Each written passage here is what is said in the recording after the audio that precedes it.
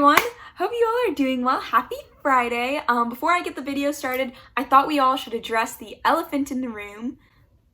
I'm not wearing earrings today. Yeah, it's pretty wild. Is there something else that you wanted me to point out? Can't really tell. Oh, right. The other elephant in the room. My awesome bracelet that my friend Catherine made me. Isn't this super cool? What other elephant in the room do I need to address? Well, can't really think of anything right now, but I did a really cool heatless hairstyle. I'm gonna be posting a tutorial about it soon on my Instagram, so stay tuned for that. Either way, on to what this video is actually about. I wanna say, with the country slowly starting to open back up, you might be excited to finally go outside and get some sun, spend some time with your friends. But wait, before you go, make sure you wear a mask outside. So, you want to start sewing masks. You might be thinking, oh, it's easy. All I have to do is get some fabric, get a sewing machine, and sew it, right? Wrong. There are a lot of things that these mask tutorials on YouTube don't actually tell you, so I'm here to make this video to tell you the truth about sewing face masks.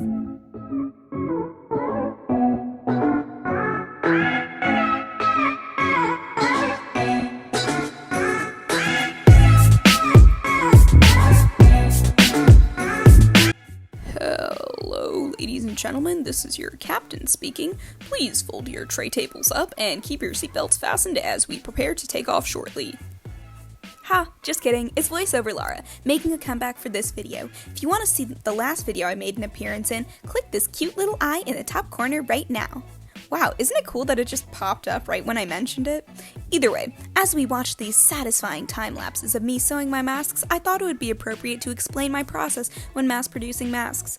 Just as some background information, I filmed these clips about 2 weeks ago. A few of my close friends and I made care packages filled with snacks and toiletries to donate to different shelters in our area, and I was responsible for sewing 75 face masks for these care packages. I know, it sounds like a lot, but it was kind of therapeutic, and I just put on some music and got into a productive groove.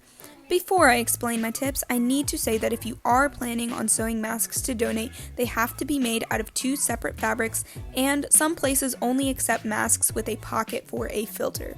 Now, don't freak out if you have no idea how to sew a mask with a pocket, because Editing Laura has got your back. Conveniently, at this exact moment, a video is going to pop up in the right corner. Oh, look, there it is. This is a tutorial I followed when making my masks. I didn't think it would be right to make a mask tutorial, mainly because this is the exact same design I use when sewing my masks. I didn't think it would be fair to take credit for a design that I did not create. Either way, at this exact moment in time when I'm filming this video, Joann's is still closed, which presents the first problem if you're interested in sewing masks. All of the videos on YouTube will simply tell you that you're going to need 2 types of cotton fabric to sew your masks, but they don't tell you how tricky it is to get that fabric. If your local fabric stores are closed, you can order fabric online and choose to have it delivered to your house or to the store for curbside pickup. However, ordering fabric online can be a little tricky as well.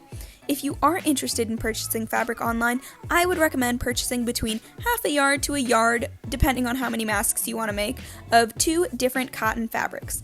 Another thing that isn't mentioned when purchasing fabric online is how long it takes for the fabric to actually get delivered. For me, the last time I ordered fabric online, it took a little over a week for the fabric to come, and it got delivered to the store where I picked it up from there.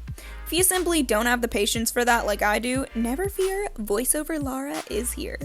Okay, that was super corny, but instead of buying fabric, one thing you can do is upcycle materials you have at home, such as t-shirts, bed sheets, and pillowcases, as long as they're made of 100% cotton. My neighbors have actually been kind enough to give me larger pieces of scrap fabric that I've been able to use for my masks as well. However, before you just cut up a bed sheet, please remember to wash it thoroughly to make sure that it's clean. The same especially goes for if you're planning on accepting scrap fabric from other people to make masks. Now, you might be wondering, how can I know my fabric is thoroughly washed?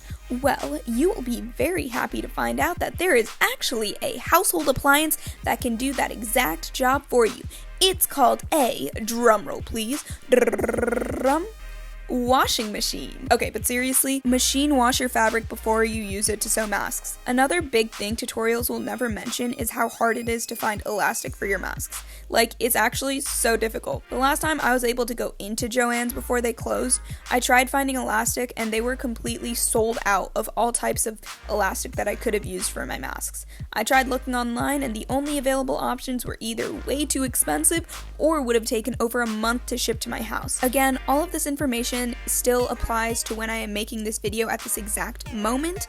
Obviously, things change. If things do change, I would highly recommend for you to comment down below if things have been updated or any of that so that other people who are watching this video can get informed, but that is what happened in my situation, so I had to get creative.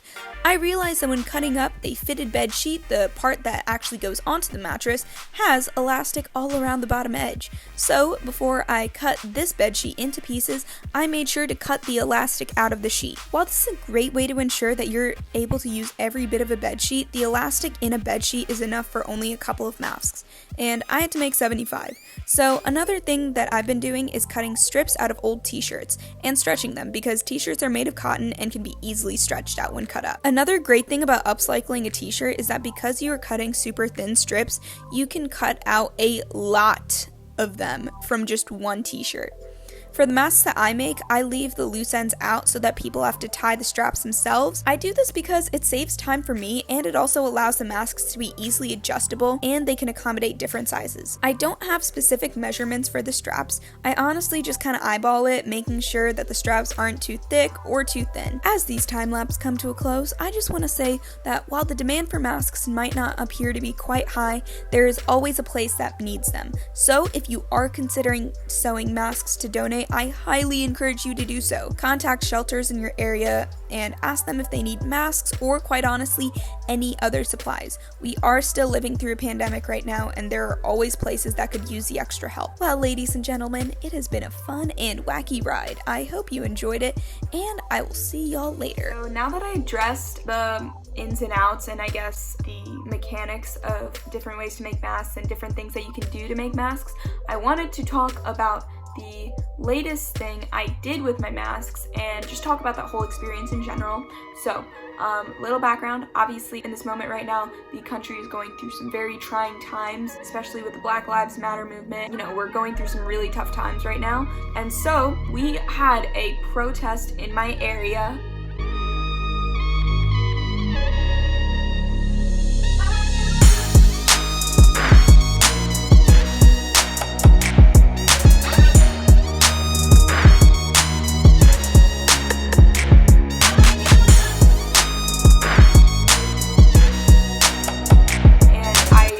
Out to the organizers of the event and asked them if they needed any masks to hand out to people who didn't have masks.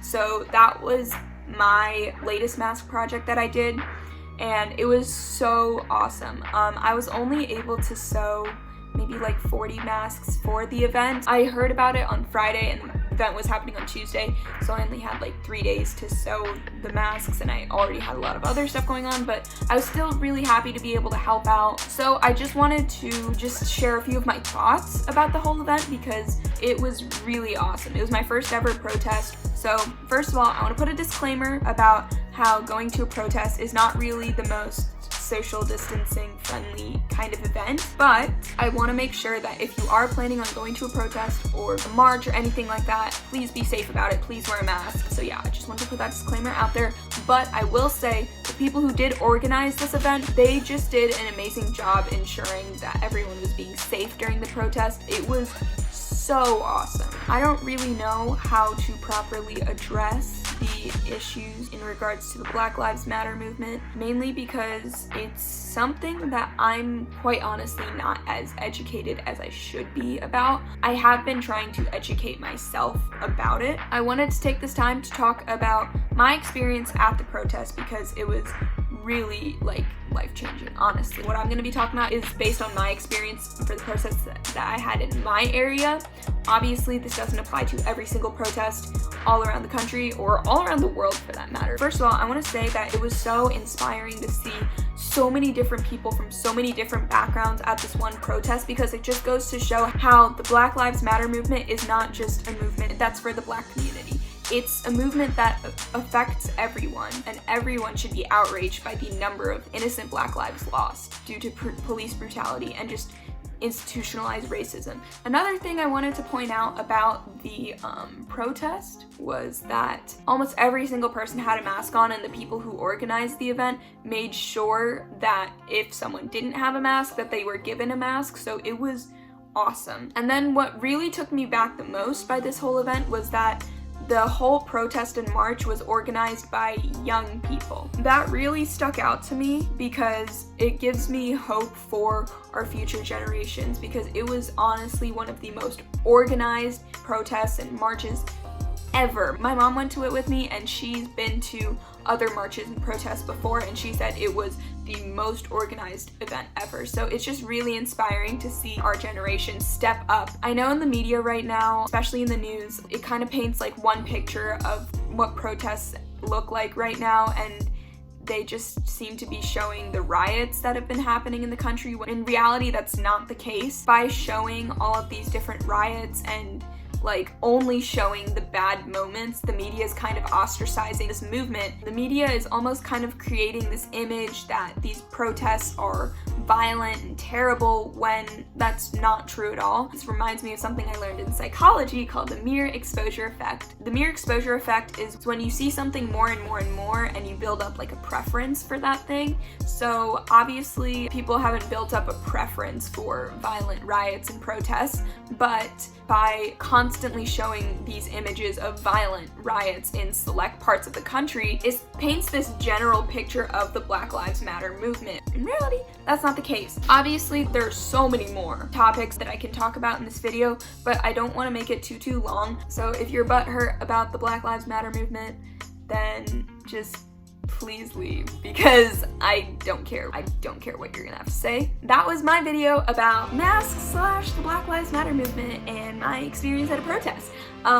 Didn't really know that this video would take an interesting turn, because I've actually been planning this video for a really long time, and I'm gonna make sure that I link some awesome resources for you guys down in the description box. So if you're interested in anything I talked about, just head on down there, check that stuff out. Please make sure to give this video a big thumbs up. I would really appreciate that. And also, if you like my face or my personality, just subscribe for more content like this. I hope you guys enjoyed this video, and I hope you all stay safe, happy, and healthy, and I will see you in the next video. Bye!